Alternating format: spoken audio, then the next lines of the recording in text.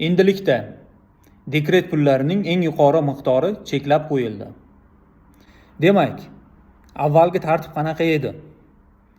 Avvallari o'rtacha oylik ish haqqingiz 20 millionni tashkil etgan holatda homiladorlik va tug'ish ta'tili 126 kun uchun, ya'ni 4 oy 80 million atrofida homiladorlik va tug'ish nafaqasini olar edingiz.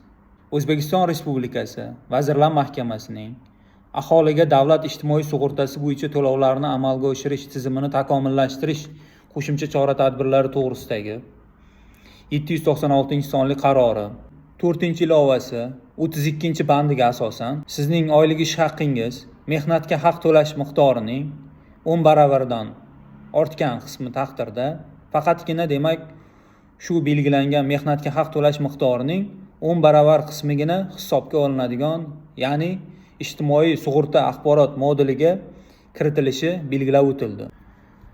Bu nima degani?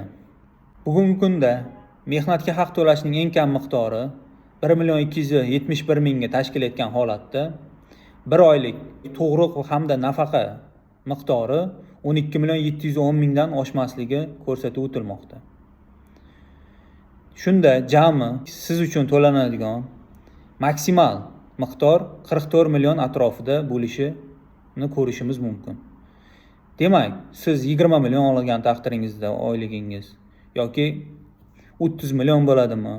Faqatgina demak sizga 4 oylik homiladorlik tug'ish nafaqasi uchun 44 million miqdoridagina nafaqa pullari to'laniladi xolos.